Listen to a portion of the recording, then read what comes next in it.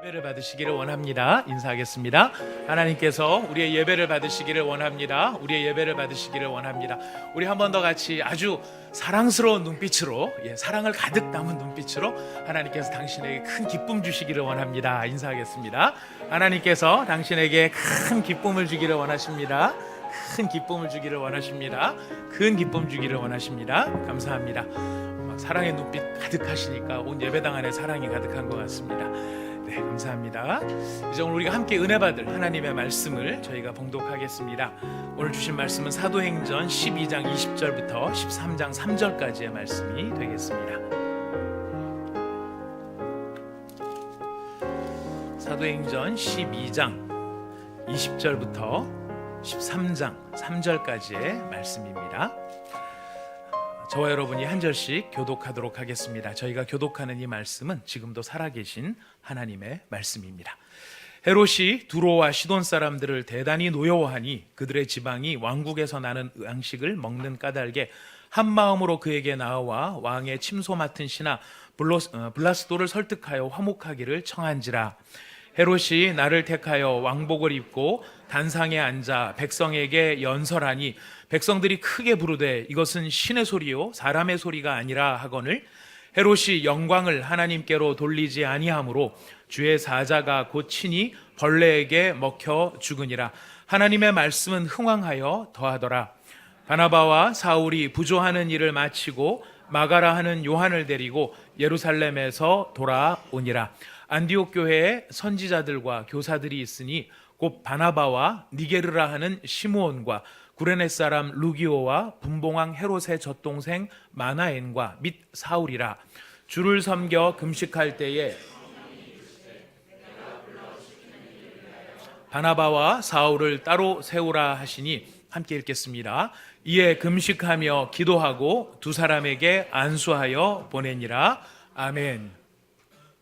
사도행전 1장 6절부터 11절까지 한 목소리로 같이 읽어보시겠습니다. 그들이 모였을 때에 예수께 여쭈어 이르되 주께서 이스라엘 나라를 회복하심이 이때이니까 하니 이르시되 때와 시기는 아버지께서 자기의 권한에 두셨으니 너희가 알 바 아니요 오직 성령이 너희에게 임하시면 너희가 권능을 받고 예루살렘과 온 유대와 사마리아와 땅끝까지 이르러 내 증인이 되리라 하시니라. 이 말씀을 마치시고 그들이 보는데 올려져 가시니 구름이 그를 가리어 보이지 않게 하더라. 올라가실 때에 제자들이 자세히 하늘을 쳐다보고 있는데 흰옷 입은 두 사람이 그들 곁에 서서 이르되 갈릴리 사람들아 어찌하여 서서 하늘을 쳐다보느냐.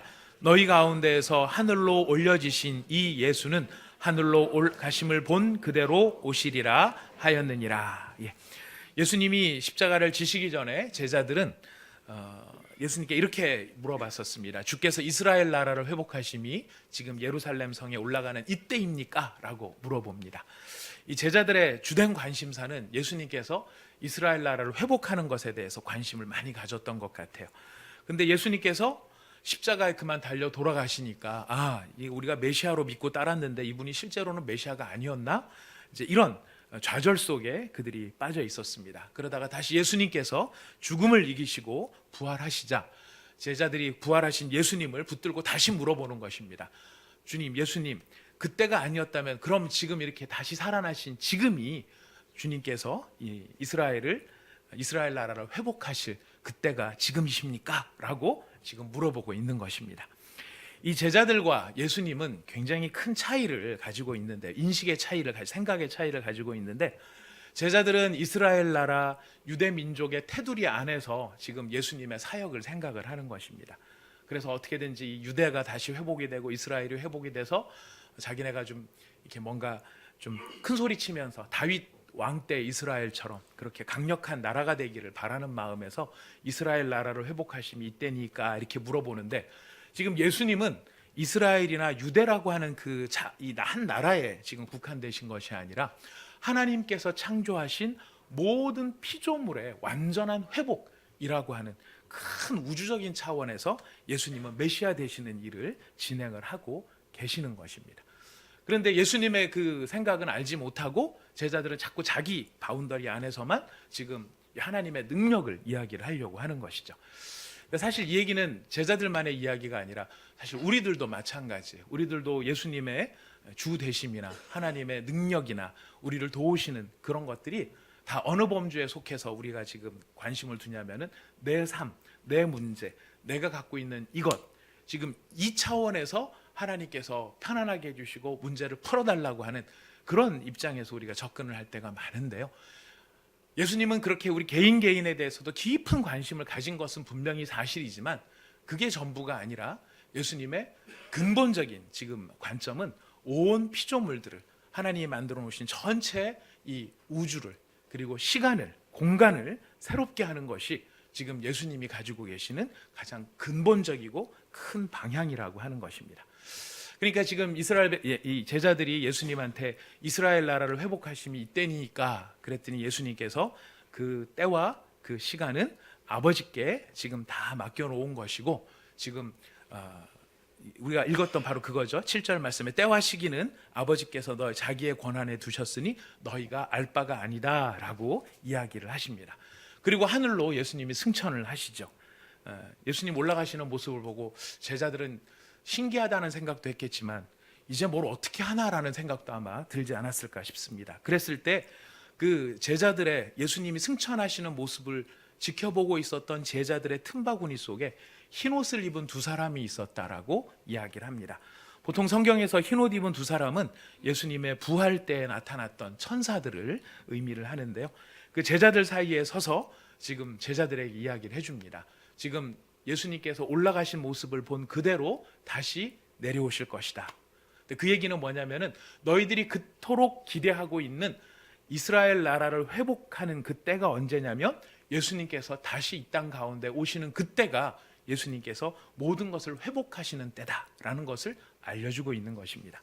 자, 그렇다면 그동안에 예수님의 제자들은 무엇을 해야 하는가? 예수님께서 그 나라를 회복시키는 것을 기대하면서 다시 오실 그때를 바라보는 제자들은 무엇을 하면서 살아야 되는가? 예수님께서 1장 8절에 말씀하신 바가 그것입니다. 오직 성령이 너희에게 임하시면 너희가 권능을 받고 예루살렘과 온 유대와 사마리아와 땅끝까지 이르러 내 증인이 되리라 얘기를 하셨던 것입니다. 예수님께서 그 나라를 완전하게 회복시킬 때까지 그의 제자들이 지금 해야 되는 일은 예수님의 증인이 되는 일인데요. 이 말씀을 우리가 잘 묵상을 해보면은 지금 예수님이 이렇게 말씀하고 계신 것이 아님을 발견하게 됩니다. 어떻게 말씀하시는 게 아니냐면 너희가 증인이 되라.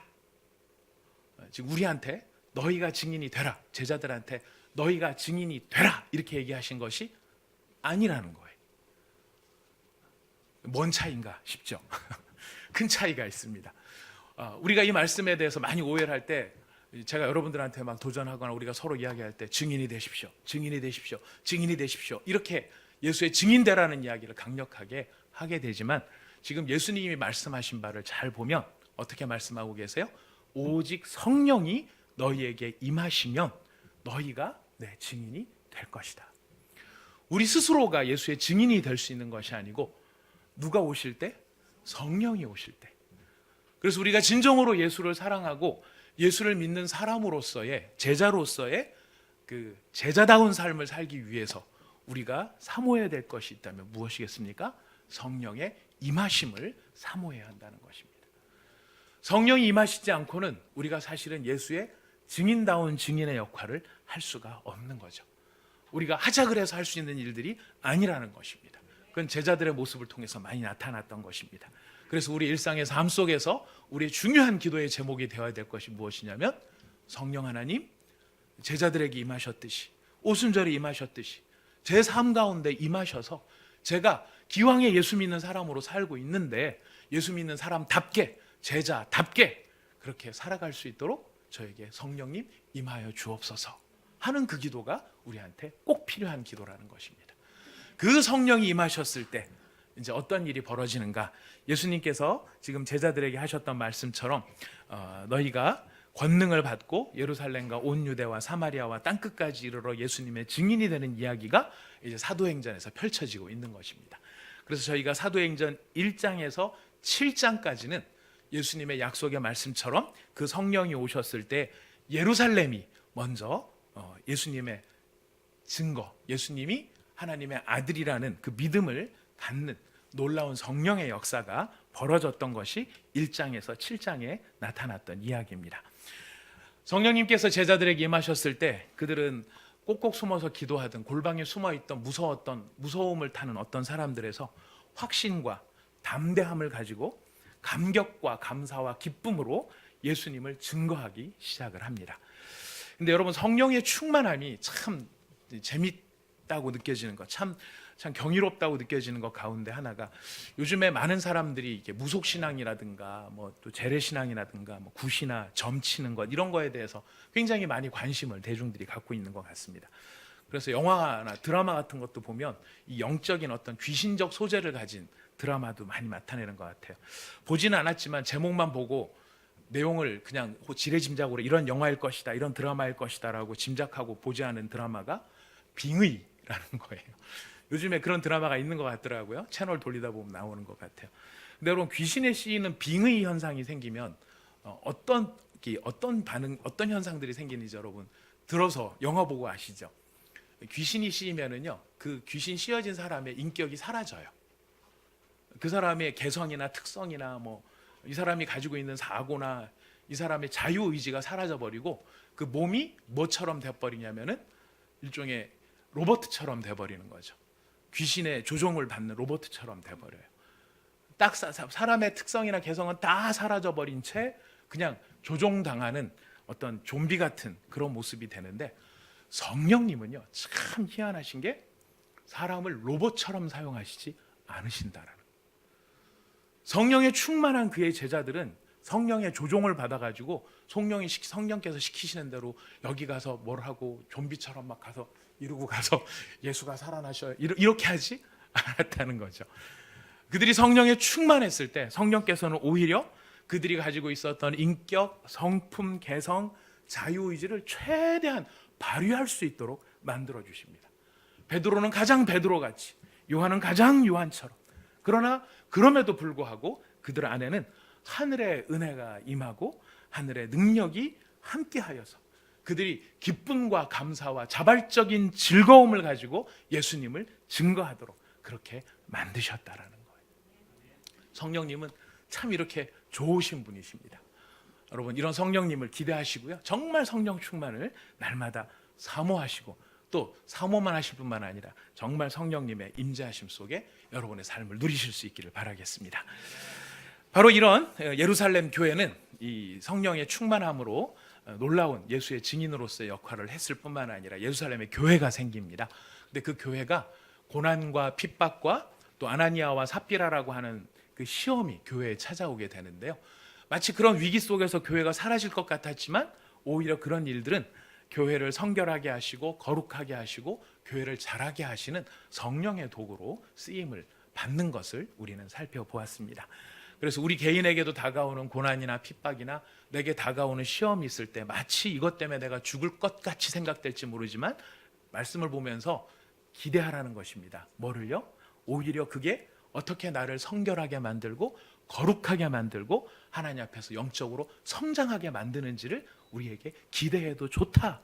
이걸 지금 사도행전 1장에서 7장 말씀을 해주고 계십니다. 자, 이제 8장에서 12장은 어떤 내용이냐면 복음이 그냥 예루살렘에 머물러 있지 않더라는 거예요.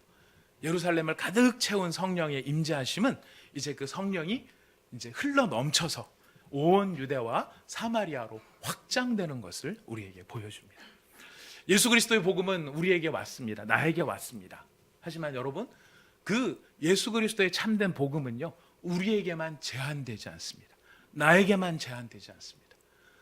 나를 가득 채우신 성령님은 나를 넘어서 나를 통하여 이제 다른 곳으로 더 그 은혜를 확장을 시키시는데요, 성령님은 우리보다 훨씬 크신 분이시죠. 우리를 뛰어넘는 분이에요. 많은 사람들이 우리 교회에 성령의 역사가 있으면은 우리 교회만 성령의 역사가 있는 마치 그런 좀 약간 뭔가 좀 차별성, 자랑스러움 이런 것들을 좀 그런 마음을 갖기를 원하는지 모르겠습니다만은, 우리가 지금 이 초대교회 역사를 보면 성령님은 어느 한 교회에 제한되지 않으신다는 것을 우리가 기억할 필요가 있습니다. 하나님께서 들어 사용하시는 교회들이 있을 수 있지만 그런 것에 국한되지 않고 성령의 역사는 더욱 자유롭게 지금 하나님의 일을 이루시기 위해서 일하신다 하는 것을 우리는 보게 됩니다. 이게 왜 중요할까요? 이런 사실이 왜 우리 믿음에 중요할까요? 그것은 바로 우리라고 나 자신, 내가 성령의 은혜 받고 성령 충만하고 그래서 난 남들과 달라, 우리 교회는 성령의 강력한 역사가 있어서 엄청난 부흥을 이루었어, 이거 우리 교회는 달라, 이 마음이 우리한테 적합하지 않다라는 것입니다. 성령님이 우리보다 크신 성령님 하나님이시다는 것을 알아야 되는 이유는 바로 하나님 앞에 우리가 무엇을 늘 잊지 않아야 되기 때문이냐면은 겸손함을 잃지 않아야 되기 때문에 그렇다는 것이. 성령님이 우리를 사용하실까요? 우리가 성령을 조종하는 것일까요? 두말할 나위도 없이 성령님이 우리를 사용하시는 거죠. 그러나 우리는 내 경험의 바운더리 안에서 자꾸만 성령을 국한하려고 하는 그런 부분이 있는데, 오늘 사도행전의 역사는 지금 성령님은 구속받지 않으신다, 제한당하지 않으신다. 오히려 인간이 이해 못하고 깨닫지 못하고 순종함이 더딜지라도 성령님께서는 하나님께서 계획하신 일을 하고 계시고, 그것을 깨달은 사람들을 통하여서 그의 순종을 통하여 그 복음의 사역을 더욱 지경을 넓혀 가신다라고 하는 것을 우리에게 보여줍니다. 바로 성령은 이런 역동성을 가지고 복음을 스스로 전하고 계시는데요. 그 복음이 나타나는 곳에 무엇이 이루어지느냐면 예수의 통치가 이루어져요. 예수의 이름의 권세가 나타나게 되고요. 그리고 그 예수의 이름을 믿는 자들에게는 하나님의 저주와 심판이 다시 따르지 않게 되죠. 그리고 예수님의 이름의 권세는 사탄과 귀신의 세력을 깨트리고 오직 하나님의 자녀들이 세상에 속한 세상의 정신과 사상에 찌들려 사는 것이 아니라 하나님의 능력을 따라 살아갈 수 있도록 도와줍니다. 여러분, 하나님의 나라는 어떤 것일까요? 하나님의 나라를 누리면 살아가는데 여러분이 하나님 나라를 지금 누리는지 안 누리는지를 어떻게 알 수 있을까요? 저랑 눈이 안 마주치면 모를 거라고 생각하시죠? 자, 하나님의 나라는 어떻게 이루어지는가? 하나님의 실체는, 하나님 나라가 과연 내게 임했나 안 임했나 설교 시간에는 많이 듣고 성경 공부 시간에도 아는데 진짜 내게 하나님 나라가 임했는지 안 임했는지를 어떻게 하는가? 바울은 이렇게 이야기합니다. 로마서 14장 17절입니다. 로마서 14장 17절 같이 한번 읽어보실까요? 모든 성경 말씀이 다 중요하지만 이 말씀은 여러분이 당구장 3개 표시를 해놔도 좋을 말씀인 것 같습니다. 로마서 14장 17절.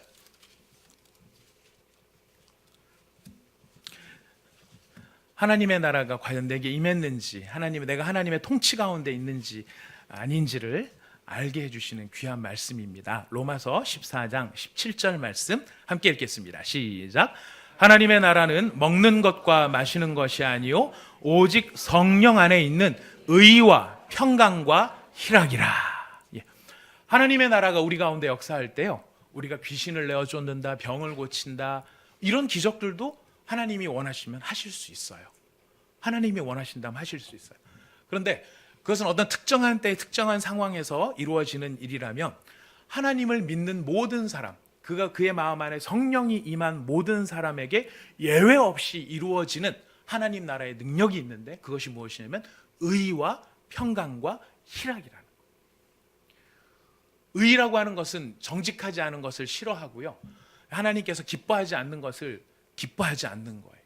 내 탐욕과 욕망에 찌들어서 막 거기서 따라가는 것이 아니라 하나님이 즐거워하시고 기뻐하시는 거. 하나님이 더러운 걸 좋아하세요? 깨끗한 걸 좋아하세요? 일단 저질러 보신 분들 아시죠? 하나님은 이 굉장히 거룩하고 깨끗하고 순결하고 이런 것들을 좋아하세요. 정말 그런 걸 귀하게 여기시는 하나님이세요. 근데 우리가 이런 게 하나님이 원하시는 거지라고 하는 걸 알면서도 내 욕심 때문에 그냥 엉뚱한 길로 가면 그때는 그 욕망을 이루어는 짜릿함 때문에 즐거울지 모르지만 지나놓고 나면 반드시 우리 마음속에 후회가 밀려듭니다. 왜 그럴까요? 하나님의 나라의 능력은 의에 있기 때문에 그렇습니다.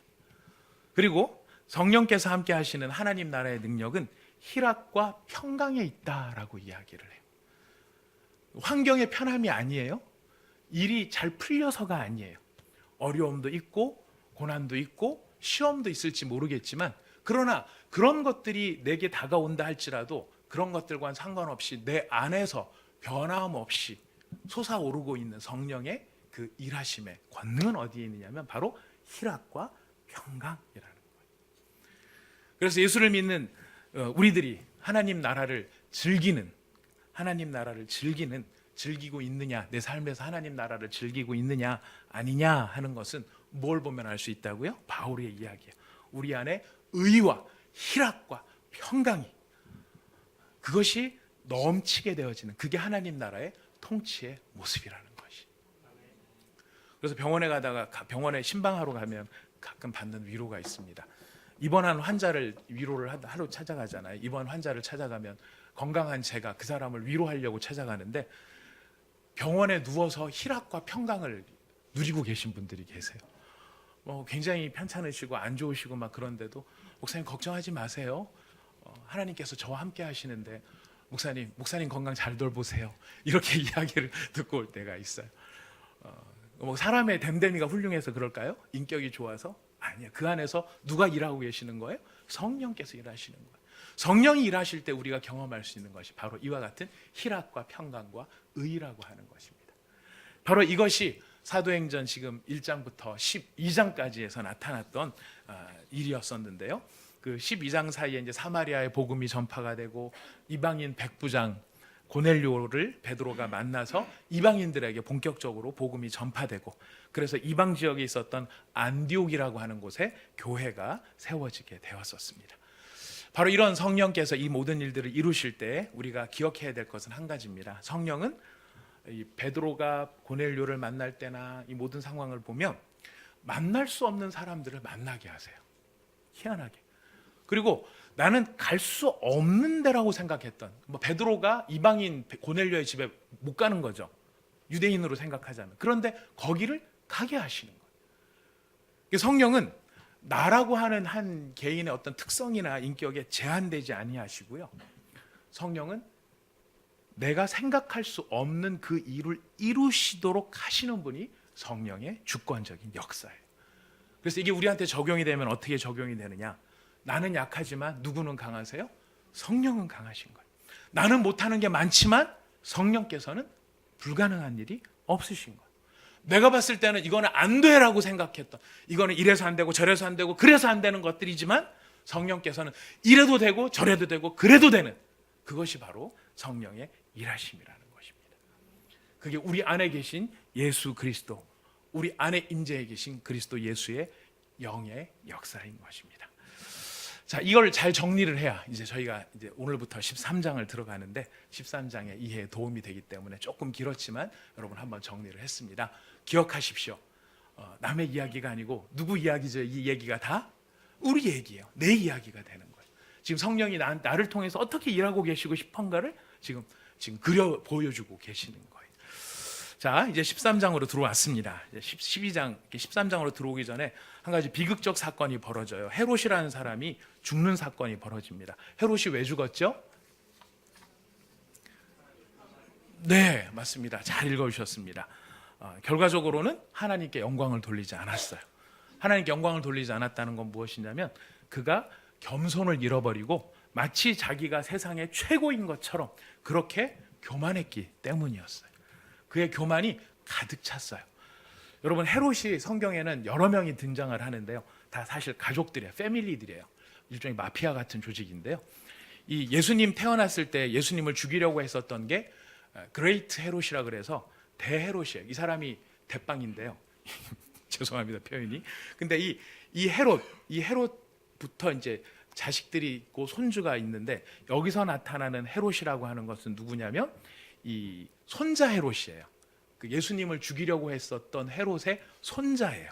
그런데 이 사람이 여러분 칼리큘라라고 들어보셨습니까? 로마 황제? 네, 들어보신 분들도 계신 것 같습니다. 감사합니다. 이 칼리큘라하고 글라우디오라고 하는 황제한테 좀 많이 은혜를 입어서 이 갈릴리 지역, 이 팔레스타인 지역을 자기가 왕으로서 통치를 해보고 싶어갖고 굉장히 열심히 노력을 했었던 사람이라 좀 그런 일이 있었는데요. 이 사람이 세상적으로는 그렇게 성공을 했을지 모르지만 그렇게 하기 위해서 어떤 일이 있었느냐면 세베대의 아들 사도 야고보를 죽인 사람이 누구냐면 바로 이 헤롯이에요. 그리고 우리가 12장에 보면은 이 베드로를 감옥에다 집어넣은 사람이 있죠. 그 사람이 지금 여기에 나타난 바로 이 헤롯인 거예요. 이 사람은 자기가 왕이 되기 위해서는 손에 피를 묻히는 것을 주저하지 않는 사람, 내 앞길을 막는 것은 뭐든지 박살내는 존재들이었어요. 그래서 그 기고만장함 속에서 지금 시돈과 두로 사람들이 좀 아부를 하는 거죠. 이 헤롯한테서 양식을 얻어 먹어야 되기 때문에. 그래서 헤롯, 위대한 헤롯, 막 하나님 같습니다 라고 이 사람들이 환호를 해준 거예요. 그랬더니 이 사람이 진짜 자기가 하나님이라고 생각한 것 같아요. 하나님의 교만이, 그의 교만이 가득 찼을 때 하나님께서 그를 쳐버리십니다. 그래서 그가 갑자기 급사를 하고 맙니다. 이 사건과 비교되어지는 이야기를 바로 그 밑에다가 적고 있죠. 이렇게 세상의 나라, 세상 권력, 세상 권세가 다 부질없이 뭐 있는 것 같았지만, 대단한 위세를 떨치는 것 같았지만 그것은 다 사그러지지만, 그럼에도 불구하고 여러분 사도행전 12장 24절에 보시면 하나님의 말씀은 흥왕하였다라고 되어 있어요. 세상의 나라는 망해가지만 하나님의 나라는 흥왕하였다. 그러면서 이제 안디옥 교회가 소개가 되고 있는 것입니다. 여러분 안디옥 기억나십니까? 예, 안디옥 아마 기억이 나실 겁니다. 안디옥이 중요한 것은 크리스찬이라는 이름을 제일 먼저 얻게 된 데가 어디였다고요? 바로 이 안디옥이었어요. 그리고 우리가 아는 이스라엘 예루살렘 교회 7 집사님 가운데 니골라라고 하는 참 희한하죠. 니골라 그러면 좀 이름이 굉장히 촌스러운데 니콜라 그러면 좀 뭔가 좀 있어 보이지 않습니까? 한 끗 차이예요. 니콜라스인데요. 그 니골라 집사님이 어디 출신이냐면은 여기 안디옥 출신 집사님이세요. 바로 이 안디옥은 바로 이런 면에서 교회사적으로 굉장히 중요한데요. 사도행전 전체를 놓고 보면 사실 예루살렘 교회 버금가는 교회가 안디옥 교회고, 어떤 면에서는 예루살렘 교회보다 더 큰 일을 하는 것이 이 안디옥 교회인 것입니다. 안디옥 교회가 이렇게 큰 일을 했다라는 것도 중요하지만은요, 건강했다라는 것이 더 중요하죠. 안디옥 교회가 이렇게 건강하고 성장하는 교회가 되는 어떤 이유, 아니면은 건강한 교회가 보여주는 어떤 단면들을 우리는 오늘 한 가지만 좀 생각해 보고자 합니다. 여러분 사도행전 13장 펴놓고 계시죠? 예, 13장 1절만 같이 한번 다시 읽어보실까요? 13장 1절 같이 읽어보겠습니다. 시작. 안디옥 교회에 선지자들과 교사들이 있으니 시므온과 구레네 사람 루기오와 분봉왕 헤롯의 젖동생 마나엔과 및 사울이라. 예. 아까 제가 예루살렘 교회하고 안디옥 교회가 많이 비교가 된다 그랬는데요. 여기서 여러분 어떤 차이점 같은 거를 혹시 발견해 보십니까? 예루살렘 교회는 지도자들이 누구였습니까? 예수님의 직계 제자 12명, 12사도가 있었던 교회였어요. 그리고 거기에는 오순절에 성령을 받은 사람들이 120명이 모여 있었고요. 그 가운데서는 베드로의 설교 때문에 회개하고 돌아온 수천 명의 사람들이 예루살렘 교회를 이루고 있었습니다. 그리고 그들 중에 다수는 유대인들이었어요. 자, 그런데 오늘 안디옥 교회를 보니까 12사도 중에 누가 있나요? 없어요. 한 사람도 없어요. 예수님의 직계 제자는 여기 아무도 없어요. 그리고 여기에 나와 있는 사람들의 면면을 보면은 이 사람들은 유대인들이라고 하는 어떤 통일된 면모가 있는 게 아니라 다 다양한 배경을 가지고 있어요. 일단 바나바는 유대인입니다. 바나바는 키프로스 섬에서 구브로에서 온 유대인 레위 지파 사람이고요. 니게르라고 하는 시므온이 등장하는데, 여러분 니게르 뭔가 좀 니게르스럽지 않습니까? 니게르가 무슨 뜻입니까? 아마 저기 영어 하시는 분들 다 어원 아실 거예요. 라틴어에 보면은 얼굴이 검은 사람, 니그로라고 하죠. 그러니까 지금 니게르는 어떤 사람이냐면 얼굴이 검은 사람인 거예요. 그러니까 흑인이었던 것으로, 아프리카에서 온 개종자로 지금 저희들이 이해를 하고 있습니다. 그 다음에 구레네 사람 루기오라고 하는 사람은, 구레네는 리비아 지역에, 지금 아프리카 대륙의 한가운데 있는 리비아 지역에 있었던 거기 로마의 영향을 받은 이방인이었고요. 헤롯의 젖동생 마나엔이라고 나오는데 여기 또 헤롯이 등장을 합니다. 여러분 이 헤롯은 어떤 헤롯이냐면요, 지금 오늘 헤롯 가족이 다 나오는 거예요. 아까 할아버지 헤롯 나왔고 손자 헤롯 나왔죠. 누가 빠졌어요? 아들 헤롯이 빠져 있는 거예요. 여기 나오는 헤롯은 헤롯 안티바스라 그래가지고요, 아들 헤롯이에요. 근데 이 인간도 이 헤롯 가문의 필은 속이지를 못해요. 아주 화끈하게 하나 한 일이 있어요. 이 사람이 한 일이 뭐냐면은, 이 집안은 사람 죽이는 데 능한 집안이거든요. 이 사람도 사람을 죽인 사람이 하나 있어요. 우리가 잘 아는 사람, 세례 요한. 세례 요한을 죽인 게 이 헤롯의 젖동생 마나엔이라고 그랬을 때, 이 마나엔과 함께 헤롯의 궁전에서 큰 세례 요한을 죽인 헤롯이 이 헤롯인 거예요. 똑같이 궁정에서 큰 거예요. 근데 여러분, 똑같이 궁정에서 컸는데 한 사람은 사람 죽이는 권력에 미친 사람이 되고요, 한 사람은 사람을 살리는 하나님의 사역자가 돼요. 똑같은 환경에서 자랐는데 그 가는 운명이 궁극적으로는 달라지더라라는 것을 보게 돼요.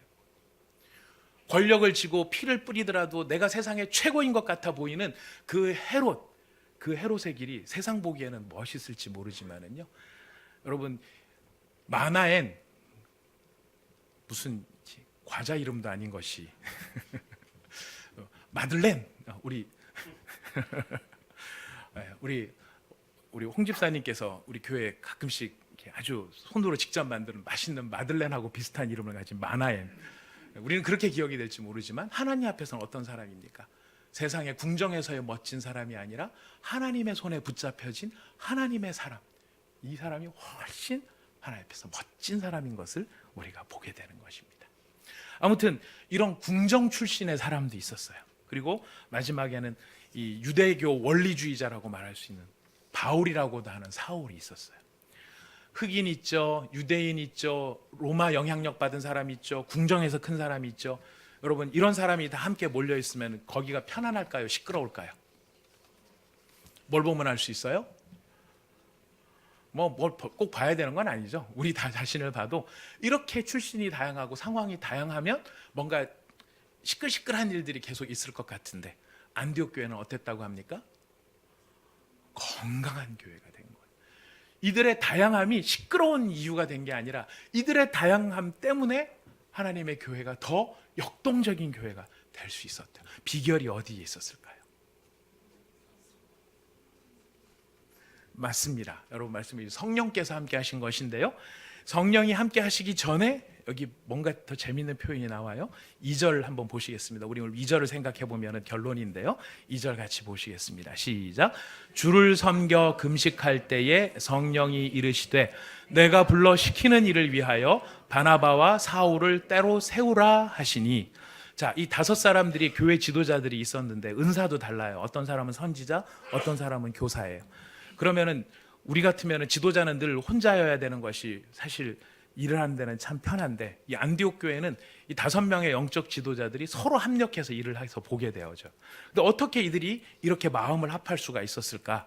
2절에 첫 번째 나오는 이야기가 무엇입니까? 그들은 주를 섬기는 사람들이었다는 것입니다. 주를 섬기는 사람들. 주를 섬겼다는 말은 세상을 섬기는 사람이 아니었다라는 거예요. 자기를 섬기는 사람도 아니었다는 거예요. 그들은 오직 하나님을 섬기는 사람. 누구만을 주인으로 모시는 사람? 하나님을 주인으로 모시는 사람. 그들이 이런 다양함 속에서도 일치를 이룰 수 있었던 가장 중요한 이유는 그들이 한 하나님을 섬기는 사람들, 하나님을 주인으로 모시기 때문에 주인이 기뻐하시는 일을 하는 하나님의 종이었다라는 사실입니다. 오늘날 가장 참 잘못 쓰여지거나 오용되는 단어 중에 하나가 하나님의 종이라는 표현인데요, 요즘은 좀 그런 표현이 많이 줄었습니다만 제 어렸을 때 기억만 하더라도 주의 종이라고 하는 것이 굉장히 권위 있는 표현들이 됐었던 것 같아요. 안타까웠던 거는 어떤 목사님이 설교하시는 게 참 그렇구나라고 생각이 됐는데, 종은 종님입니까? 종놈입니까? 많이 들어보셨을 거예요, 그죠? 종은 종놈이에요, 종님이에요? 제가 알려드리겠습니다. 종놈님입니다. 농담이고요.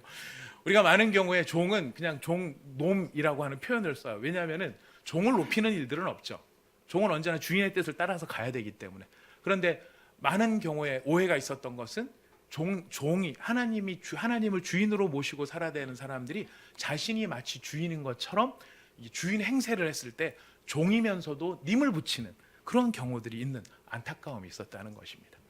하지만 이 안디옥 교회가 일치를 이룰 수 있었던 가장 중요한 비결은 바로 그들은 하나님 앞에서 철저하게 자신이 종이라고 하는 것, 종놈이라고 하는 것을 인정하는 사람. 그래서 그들이 누구를 섬겼다는 것을 강조합니까? 주를 섬겼다. 내 뜻대로 안 했다라는 것입니다. 내 판단대로 안 했다라는 것이. 그런데 놀랍게도 주를 섬긴 방법이 무엇이죠? 금식을 했다 그래요. 금식을 했다.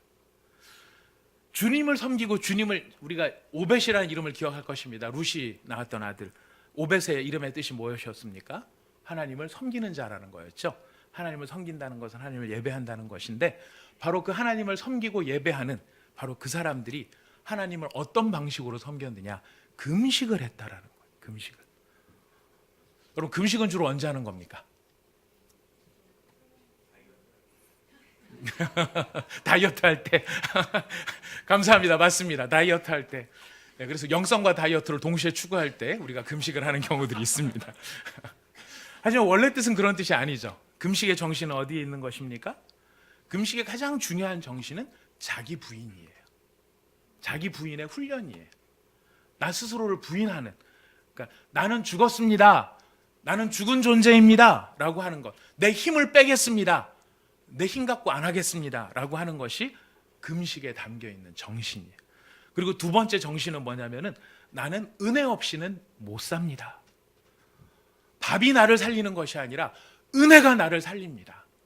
그래서 밥을 안 먹는 걸 통해 은혜로 살아가는 존재라고 하는 것을 고백합니다. 세 번째 금식의 정신이 있습니다. 삶의 목적에 대한 확인입니다. 밥을 굶음으로써 삶의 목적, 어떤 목적을 확인하는 것입니까? 나는 먹기 위해 사는 존재가 아니라는 거예요. 나는 잘 먹고 잘 살려고 사는 존재가 아니라고 하는 것이 금식에 담겨 있는 정신이었어요. 자기를 부인하고 하나님의 은혜를 확인하고 내가 왜 사는지를 확인하는 것이 바로 이 금식에 담겨 있는 정신인데, 모든 종교의 양상들이 마찬가지지만 이 아름다운 것도 시간이 지나가면서 웃기게 변했죠. 굶는 게 공로가 돼버린 거예요. 굶는 게 자랑이 된 거예요. 그래서 제가 받았던 명함 가운데 가장 저를 참 실소하게 만들어, 이게 실속이 참 그렇게 하면 안 되는데도 불구하고 제가 참 나쁜 놈이에요. 그런 걸 보면. 예, 여러분 앞에 고백합니다. 저는 나쁜 놈입니다. 먼저 이런 말씀을 드리고, 제가 받았던 명함 중에 어떤 부흥사 목사님의 명함이었어요. 거기 보니까 40일 금식기도 3회 실시, 이걸 명함에 찍어 놓으셨더라고요. 제가 그거 보고 40일 금식 정말 어려운 거예요. 절대 우리가 그걸 우습게 볼 일이 아니에요. 저희 어머니도 40일 금식 하셨는데 거의 돌아가시는 줄 알았거든요. 자기 생명을 거는 게 40일 금식인데, 그게 뭐가 돼버리냐면은 영성이 되는 게 아니라 자랑이 되는, 그렇게 느껴질까 봐. 왜냐면 제가 그렇게 느껴졌거든요. 명함을 받는 순간 굉장히 영성 있으신 분이다 이렇게 느껴지는, 야, 제가 착한 사람인데 이게 자랑이야 이렇게 생각한 저는 나쁜 놈입니다. 예, 아무튼 그렇게 되니까 무슨 뜻일까요? 3번 이상 헤어지지 않았으면 나한테 덤비지 마, 이제 이런 뜻이 거기에 담길 수도 있다는 것이 위험하다는 것입니다. 누가 사라지는 것입니까? 하나님이 사라지고 자기가 남는 것. 하지만 원래의 금식의 정신은 그게 아니라는 거예요. 지금 초대교회 배경, 다양한 배경을 가진 그 5사람이 함께 일치를 이루었던 근간이 어디에 있는 것입니까? 금식을 통해 자기를 부인하고 하나님의 은혜를 확인하고 내가 살아가는 목적이 나한테 있는 것이 아니라 하나님께 있다라는 사실을 고백하는, 그 고백이 그들에게 있었기 때문에 그들은 다양한 모습이 있었음에도 불구하고 일치된 모습으로 나갈 수 있었다는 것이. 이게 누구랑 비교가 되는 줄 아십니까? 바로 앞에 나왔던 헤롯 아그리빠와 비교가 되는 거예요. 아그리빠가 한순간에 망해 죽은 이유가 어디에 있습니까? 교만했기 때문이었어요. 겸손을 잃어버렸기 때문에. 세상에 나 같은 사람이 없다라고 생각하는 그 교만이, 내가 아는 것, 내가 경험한 것, 내가 체험한 것, 내가 누리는 것, 늘 가르치려고 하고 지도하려고 하고 남의 말 안 들으려고 하고 하는 그런 오만함의 모습이 헤롯 아그리빠를 망하게 했다면, 이 다양한 사람들은 금식을 통해 주를 섬김으로 무엇을 확인하는 것입니까? 나는 주의 종입니다. 주 하나님이 나의 주인이십니다. 하나님만이 나의 주인이십니다. 근데 여러분 한 가지만 더 기억해 주십시오. 주를 섬겨 금식했다는 것이 하나님의 음성을 듣기 위해서 금식을 했을까요? 아니면 그냥 일상적으로 하는 금식이었을까요?